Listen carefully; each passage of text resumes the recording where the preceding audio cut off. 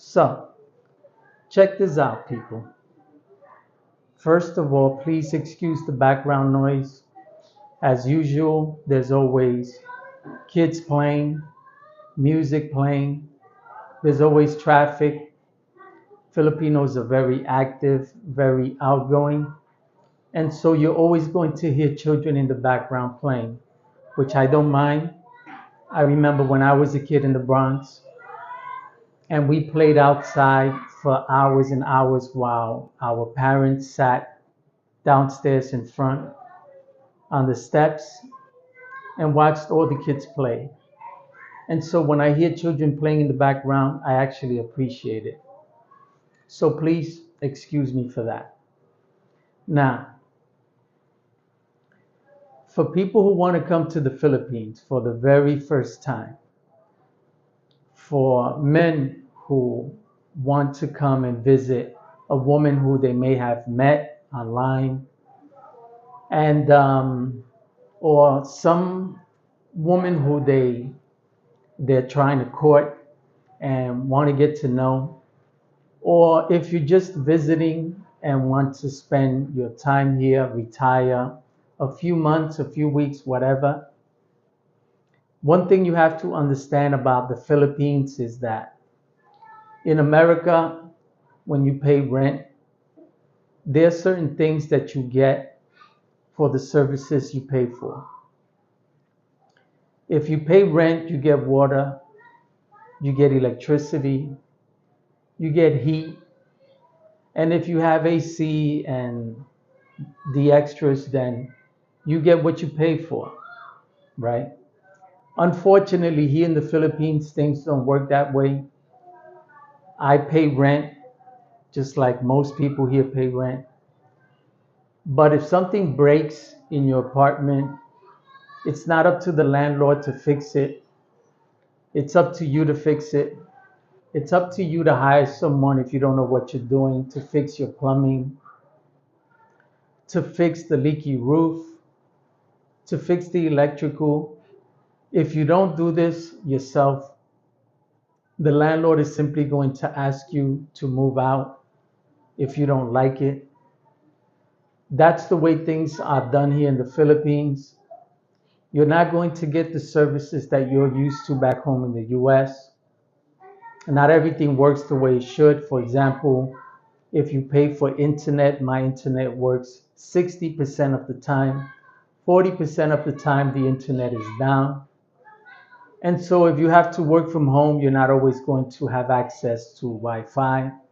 Sometimes it's best to just buy an external Wi-Fi service and connect to that rather than having a home service, which I recommend both because what I do with my when my internet is down, I simply connect to my phone's network and that way I always have internet. I always have my Wi-Fi. The same thing with everything else here. If your roof starts to leak, for example, like my roof leaks, and I ask the landlord to please send someone to repair it, they're simply going to ask you to leave if you don't like it, find another place to live. They have no problem finding someone else who's willing to live below the standards that we're used to back home in the US. And so that's one of the things that you have to understand about how things are done here in the Philippines.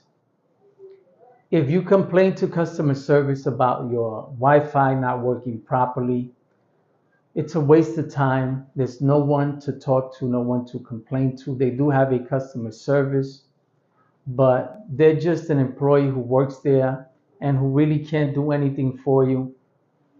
Again, most of the time you're going to get, if you don't like it, go somewhere else. Or at least that's the attitude that you will get most of the time. Most companies, like the internet company, will try to accommodate you. They'll always be apologetic. They'll always make excuses for why the service doesn't work, the Wi Fi. But that's just the way things are done here. The Philippines is is living some 30 years behind back in the 1980s. They still play music from the 80s, which I love.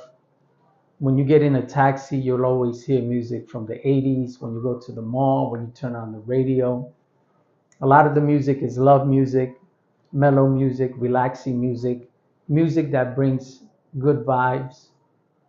And so they're still living in that era where things don't work the way they should, right? Because they're behind.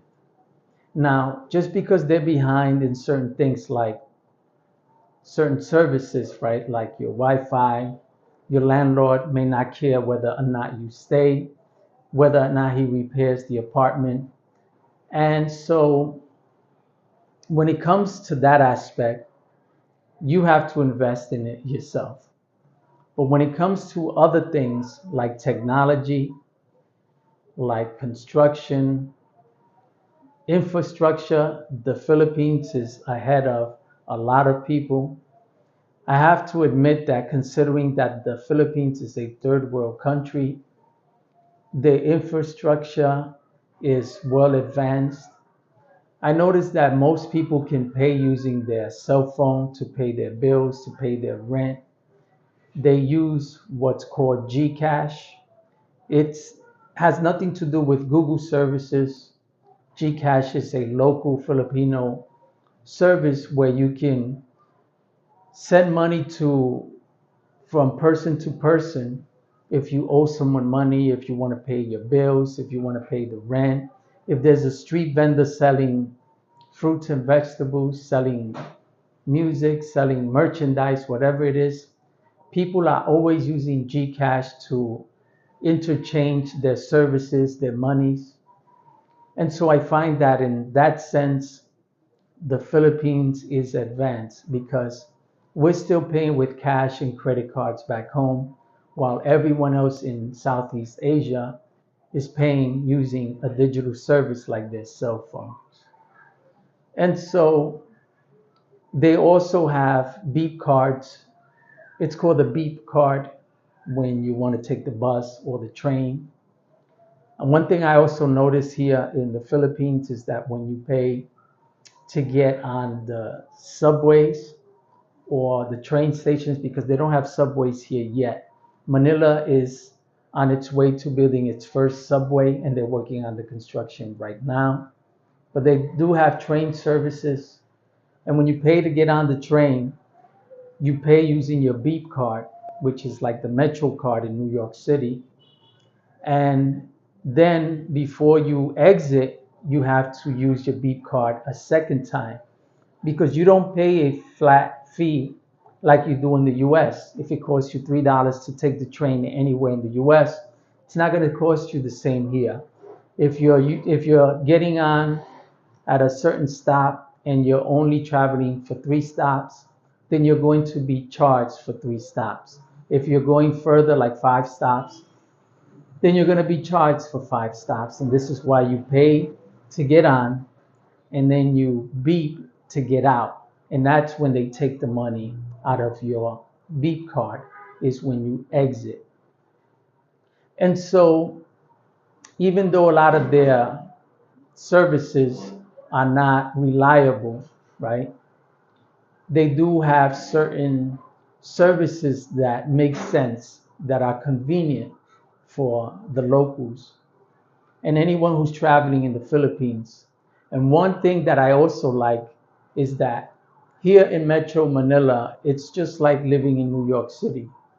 They have plenty of taxi cabs, plenty of trains, plenty of jeepneys, plenty of tricycles. There is so much transportation to you to get around, for you to get around, that you don't need a car to drive here. It's easy for you to get on any form of transportation and get around the city. They have so many buses. The city buses are comfortable. They're not made of plastic. The seats are not made of plastic. They are actually fabric and cushion, just like the Greyhound buses. That's what the city buses look like here, like Greyhound in New York. And so They cater to the people's comfort. Another thing I notice is that when you get on a bus, they give priorities to the elderly, the disabled, and pregnant women. They also have conductors and security guards who ensure that these services are provided for those who are disabled, elderly, or pregnant. They cater to women. I notice that back home in the US, a lot of the services that at one point used to be directed towards women, like there were, if there were signs like, please give this seat to a woman, please give this seat to the elderly. I see a lot of signs like that here in the Philippines when I get on a bus, on a train, is how they cater to femininity, they cater to women, they cater to those who are weak, those who are disabled. And I'm not categorizing people who are disabled as feminine. I'm just using that word in the sense that there was a time back home when women were catered to, they were considered special. And because women want to be independent and they no longer want to be treated as if though they were special, they've given up those rights. It's awesome to come to a country where you're going back into time, you're going back into the past, and you can see what America once used to be like and what it felt like to see what I'm saying about the background noise. I got to deal with it, unfortunately. But, you know, coming to the Philippines is like going back into time. If you want to know what it was like in the US some 30, 40 years ago, come to the Philippines and you're going to see how women were treated some 40, 50 years ago back in the US. You're going to see what a a time in the US was like for people who actually cared about each other, when people were courteous, when people were kind. This is the place if you want to see the past. Because if you want to know why the US is falling apart, go back to the past, see what the past used to be, and see what has changed in order to bring our present in the US today and why the US is in such shambles today. Because unfortunately, the US, America has lost its way, not just women, but America in general. And people have just gotten ridiculous. And so, if you want to come to a place where women mean something, where the elderly means something, you see the children holding their grandparents' hands when they're walking down the street, holding them by the arm, making sure they get on and off the buses safely. You see how children treat their uncles, their aunts, their elders, their brothers, their elder brothers and sisters. There's this whole sense of respect that comes with being Filipino, with being Asian. And back home in the US is something that we've lost. And so, if anybody wants to come to the Philippines, I highly recommend it. Again, you have to get used to things that are not always, it's not always something that you're used to, like certain services. You just got to deal with it. The the good outweighs the bad. And what's the bad? That if you're paying for rent, don't expect the landlord to do the repairs for you. Don't expect the landlord to hire someone to paint, to do anything that you yourself should do, that you yourself should be doing for yourself. Because they're not going to pay extra out of their pocket to fix anything. They'll just ask you to leave. Someone else will come in and they'll gladly pay for the shitty apartment just the way it is, and they themselves would invest their own money to make sure they live right. And because things are so cheap here in the Philippines, it's not a problem for me to dig into my own pocket and do the repairs myself. Perfect example, The roof here was leaking. It was only going to cost me about $160 to fix the roof. Not only was I going to benefit, but all the tenants would have benefited also. Unfortunately, the landlord did not agree to it, to the terms. My terms were simply, if I'm going to invest the money, my time, and pay for someone to do the repairs, I should at least get a month's rent free so that everyone benefits, including you, because you don't have to pay for the repairs. They didn't like that. They simply said, hey, if you don't like it, just find somewhere else to live. And so I opted not to do the repairs. And I decided, since my girlfriend has her own home that she's paying a mortgage on, and it's only $100 a month, that we should just invest into remodeling the home instead of putting money into someone else's home that isn't going to benefit us. And that's exactly what we decided to do. We expanded the kids' bedroom. We're going to add a second bedroom. We're adding a second bathroom, and we're expanding the house. You know, that's just the way it is. And so, not everything is going to work the way you want. You're not always going to have water.